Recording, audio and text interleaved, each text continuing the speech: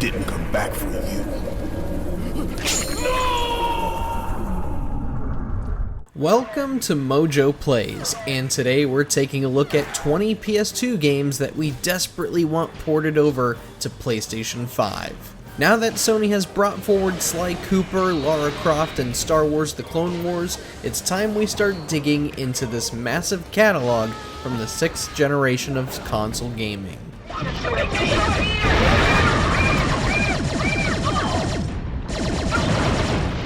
Before we begin, we publish new videos all week long, so be sure to subscribe to MojoPlays and ring the bell to be notified about our latest videos.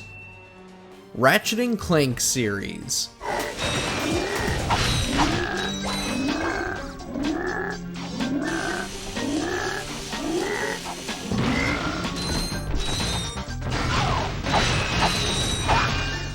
It's safe to assume that the Lombax and Warbot's original adventures are coming to PS5 very soon, now that Sly has snuck his way onto the platform. And with the Jak and Daxter franchise being available on PS4 and PS5 with some backwards compatibility, all that's left from the PS2 trio of mascots is Ratchet and Clank. The first game, Going Commando, Up Your Arsenal, and Deadlocked only have their PS3 HD ports playable on PS5, and it's only playable via cloud streaming, which, as most of us know, is not the most efficient way to play these games, or video games in general. That especially goes for a high-octane platformer shooter like Ratchet and Clank, and given how complex it has been for Sony to re-engineer PS3 games for modern consoles, it's unlikely that they'll bring the HD ports forward when they just figured out how to make PS2 games run on their new hardware. That said, when Ratchet and Clank make the leap to PS5, we'll probably be playing the original versions, and yes, they are still fun to play today. The whole galaxy wants to see you. Don't you see, kid? I've been doing everything in my power to make you a star. Ico.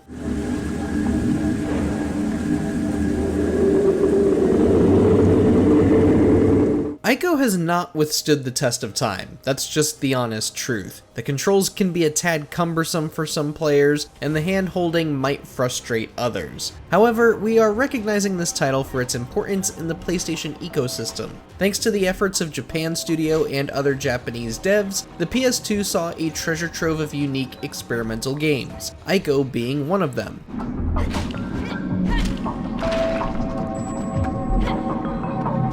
Shadow of the Colossus has already been preserved a handful of times over, but Ico, the game Colossus was tied to during the PS3 days, hasn't been preserved for the modern era. Plus, with the more accurate controls of the DualSense controller, perhaps the advancements in technology will make Ico more bearable for those who have gone back and found a poorly aged gem.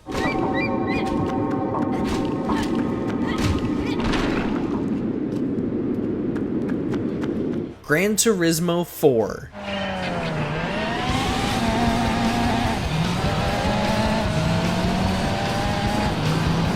In 2017, former PlayStation CEO Jim Ryan made a remark about why anyone would want to play the older Gran Turismo games, stating, quote, "They looked ancient. Why would anybody play this?" End quote. Well, Jimmy, first off, GT7 isn't like the older games in any stretch of the imagination. Take GT4 for example. Yes, it does look ancient when you're comparing it to the latest game in the franchise. However, do you know what some folks love most about video games and replaying older games in a series? It's about seeing the evolution, man. It's about seeing how far we have come since 2005 and before.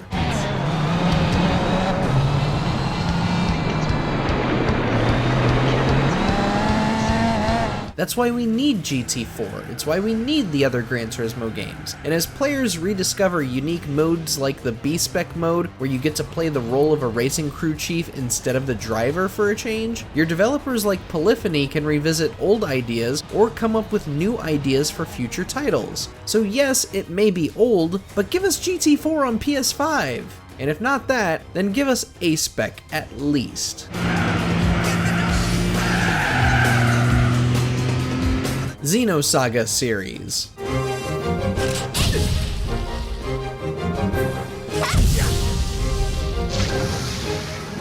Today, JRPG developers are at the top of their game. Really, this genre has never been as big as it is in this day and age. So Bandai Namco, what is keeping you from retreading old ground?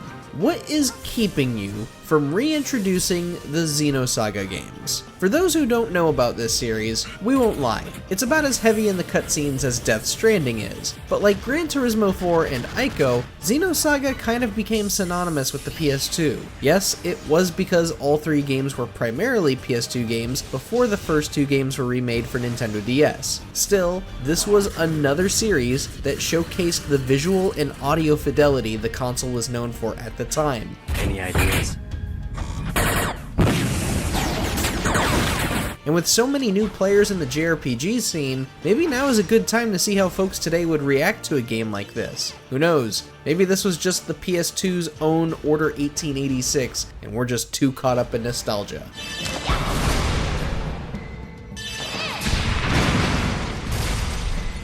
Twisted Metal Head-On Extra Twisted Edition.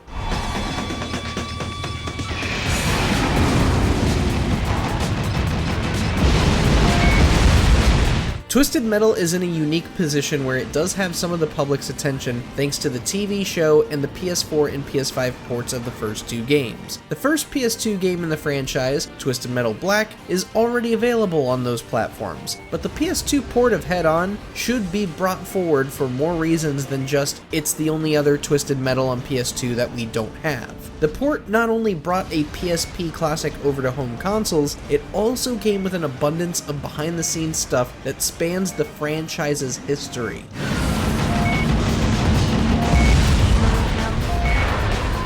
First, you had The Dark Past, which was a roughly 30-minute documentary featuring series creators David Jaffe and Scott Campbell, as well as other veteran devs who have worked on the games. Then you had the Sweet Tour mode, which gave us a glimpse of a cancelled Twisted Metal game while showing players concept art, photos, and models used in previous titles. And lastly, you had Twisted Metal Lost, which took 4 scrapped levels from Twisted Metal Black 2, which has long been cancelled, and made a bite-sized game out of it. Basically, this game could be used to wrangle in new fans and bring them up to speed on the IP's history, while offering them a really great port of a really great PSP game.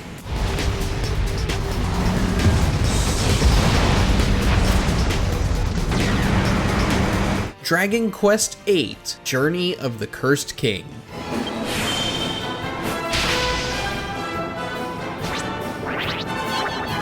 Much of the Dragon Quest franchise is fragmented. As new titles come in, old ones get left behind on the platforms they launched on, and if there is one Dragon Quest game that needs to be brought forward ASAP, it's Journey of the Cursed King. With an imaginative world, captivating story, and memorable characters, Journey of the Cursed King quickly established itself as one of the greatest video games to grace the PlayStation 2. Unfortunately, the only time it has ever been re-released was when it was ported to the Nintendo 3DS back in 2017. Square Enix, it's time we truly preserve this classic. Let's get this working on PS5, man! Bloody Roar 4.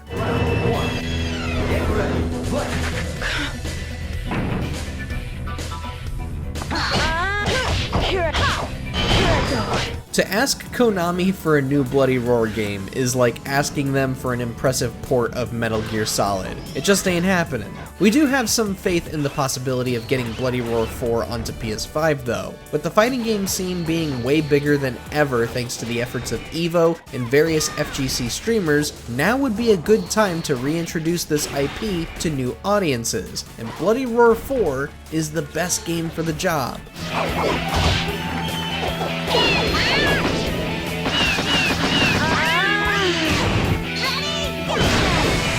Both the visuals and controls hold up surprisingly well despite its age, and you don't really have any other fighting games with the concept of Tekken, but everyone can turn into animals. The only major hurdle is convincing Konami that they have other IP worth their attention, not just Metal Gear, Silent Hill, and Castlevania.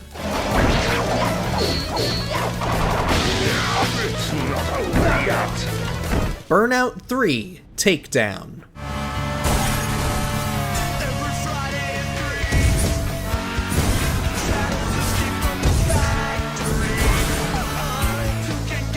One of the saddest moments of gaming history is how some IPs became homogenized and absorbed into bigger IPs, such as the case with Burnout. Once a force in EA's portfolio, the destructive arcade racer has seen its mechanics get absorbed into the Need for Speed series, which has been struggling to get a decent game out since its reboot in 2014. Perhaps more folks preferred the aggressiveness Burnout brought. So what better way to conduct that litmus test than Burnout 3 Takedown?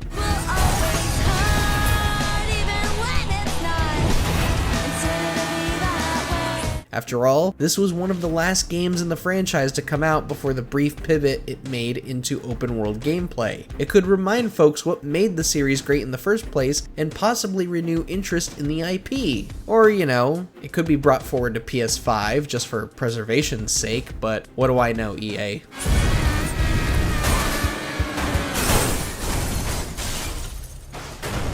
The SpongeBob SquarePants movie game.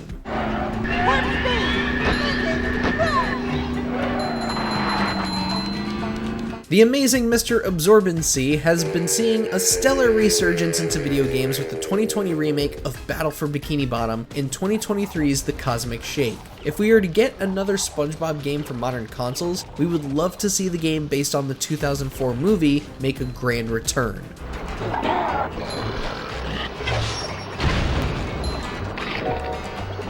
While it wasn't as non-linear as the games before it, the SpongeBob SquarePants movie game was still a blast to play in how SpongeBob and Patrick had their own movesets. These moves helped open the doors for fun puzzles and combat encounters too. And if not this, then it'd be neat to just have the original Battle for Bikini Bottom available on modern hardware.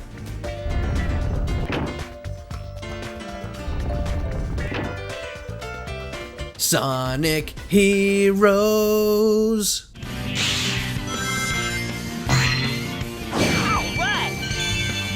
Sonic has already seen a few of his classic 3D games revamped for today's consoles. Sonic Colors Ultimate, Sonic Cross Shadow Generations. So when can we enjoy Sonic Heroes with the modern tech, huh? So many of us cherished the original game for its unique mechanics and concept of controlling a trio of characters with different powers. Only problem is that the controls aren't as tight as they could be.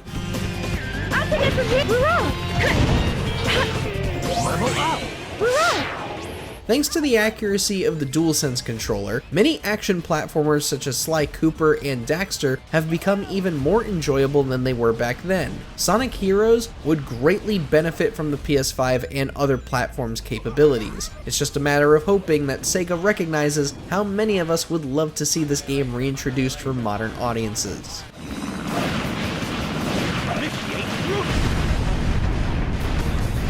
This isn't the end! ATV Offroad Fury 2.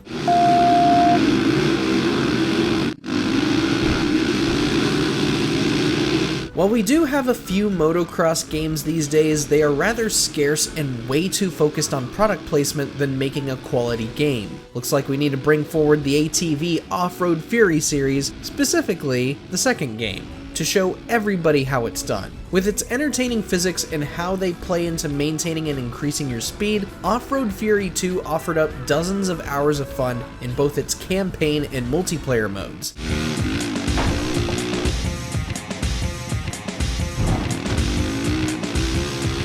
There's just one issue, and that's probably preventing this game from returning. All that licensed music. But this is a Sony published game, and the original developers, Rainbow Studios, are still around. Rainbow even spent well over a decade on THQ Nordic's MX vs. ATV series, so they have the experience. Sony's just gotta figure out the costs to reinstate those music licenses, or attempt to get the music replaced with something else, just like they did with Jet Moto and Twisted Metal 2.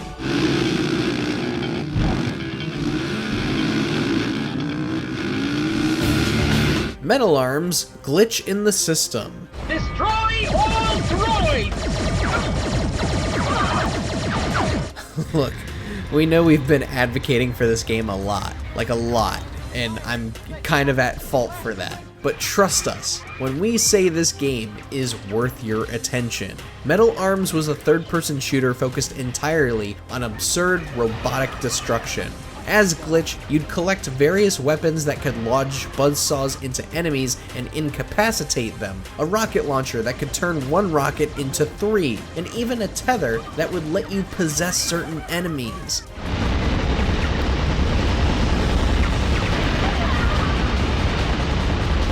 Plus, you had ridiculous yet cool moments like driving through scrapyards while shooting enemy vehicles and venturing through a wasteland haunted by zombie bots. It's crazy, it's hilarious, and if this somehow ever gets brought forward to PS5 in any capacity, it'll be a miracle. Sadly, it's hard to figure out who owns the IP anymore, as developer Swingin' Ape Studios shut down shortly after the game's launch.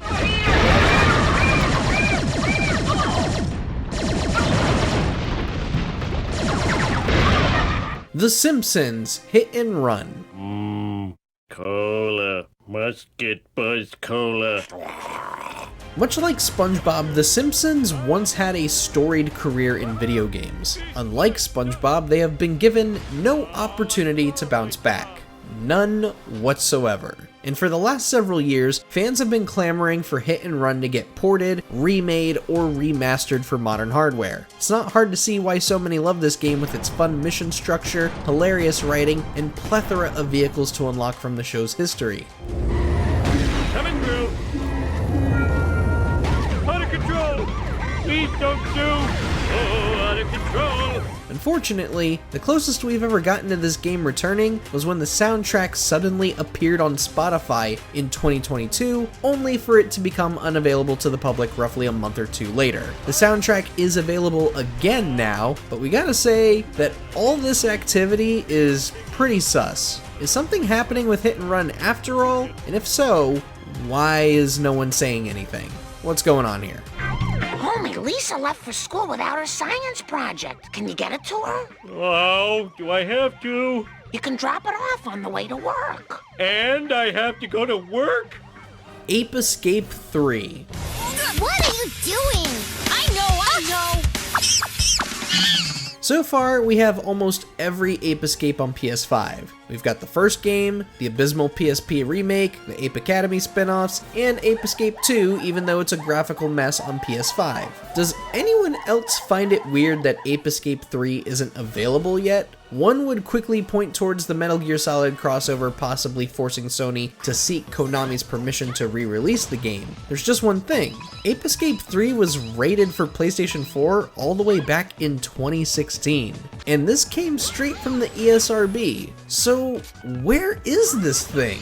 Maybe this was planned before Sony abandoned the PS4's now ancient PS2 emulator. Maybe the new team is reworking it with the new emulator. Who can say? But it's weird how the final game in the franchise continues to elude us while the rest of the franchise is now available.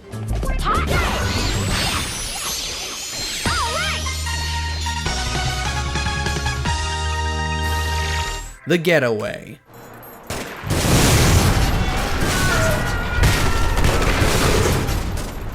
It was the greatest game Team Soho ever developed. It was also the last game Team Soho ever developed. Not to hype it up too much, but The Getaway was one of the coolest action-adventure games we had seen on PlayStation at the time. It still holds up in some ways too, mostly in the visuals and driving. Shooting and gunplay is a different conversation, not one of the game's strongest suits, to be honest. Charlie ain't gonna like this. And while the script is kind of hit or miss, The Getaway was a major step forward in the types of games Sony was looking for to define the PlayStation name. You know, cinematic, movie-ish games. That said, this one is more for dorks like us who like seeing the evolution of games and the evolution of PlayStation. Time Splitters 2. Incoming! On your right!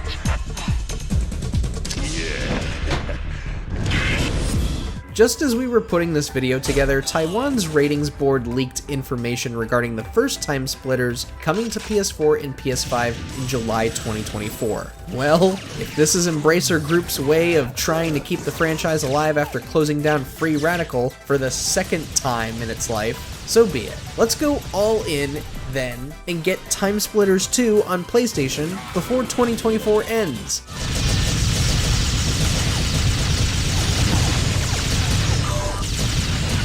After all, Xbox players can already enjoy both the acclaimed sequel and the third game, Future Perfect. Plus, all 3 Time Splitters games were also released on PlayStation 2. So, let's not leave the Sony ponies behind, eh? This is one of the best FPS series to have come out in the early 2000s. Folks deserve to experience these games.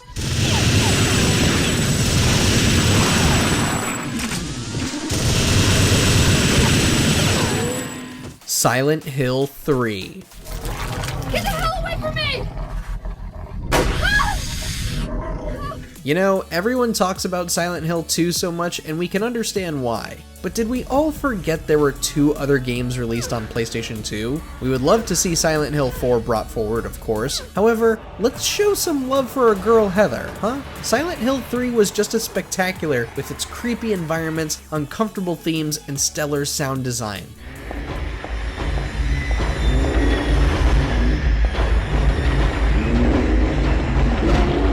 We all know that James and his problems helped create one of the best stories in horror games, but let's not forget that Heather's tale is equally excellent in every way. We aren't holding our breath too much on this one either, because just like with Bloody Roar, Konami needs a lot of convincing to focus on anything that isn't Pyramid Head or Dracula.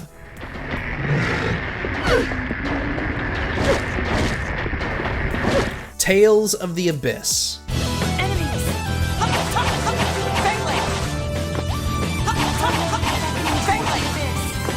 It's a bit ludicrous how most of the Tales games are missing from modern hardware. Yes, we can all love Berseria and Arise all we want, but there are many other installments stranded on ancient platforms. Tales of the Abyss is the one game in the franchise we'd give anything to see ported over to PlayStation 5, as it boasted some of the most breathtaking visuals and compelling storytelling we had experienced in the PS2 days. And to this day, it has only ever been ported forward to one platform, the Nintendo 3DS. What gives, Bandai Namco? What is with you in the 3DS? Huh?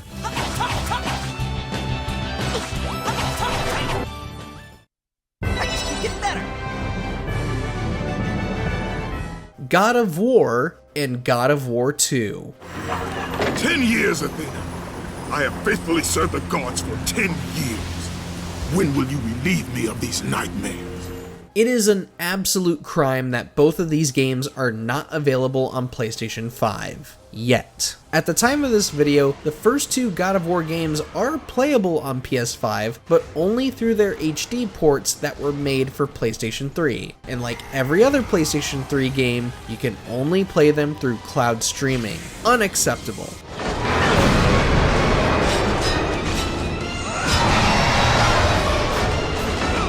Perhaps the internal team responsible for PS5's emulators are already working on this, but Kratos' first adventures need to get on PS5 as soon as possible. With God of War becoming Sony's biggest first-party franchise in the company's history, preserving the games before 2018 and Ragnarok should be top priority. Let's just hope this franchise makes the jump before Kratos' 20th anniversary. This path is of your choosing. A choice from the gods is as useless as the gods themselves. Champions of Norrath, Realms of EverQuest.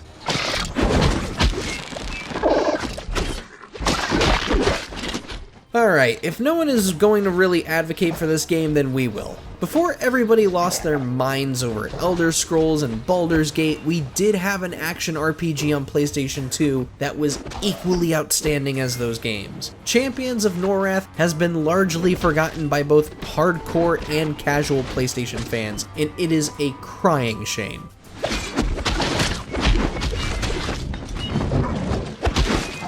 From the deep character customization to the thrilling combat to the wondrous environments, Champions of Norrath was basically Baldur's Gate 3 for the PS2. And Sony, guess what guys? You own this game! You do! Yes! You own EverQuest! Bring this to PS5, man! We need this game on PS5 while the RPG train is still blazing down the railway! What are you doing?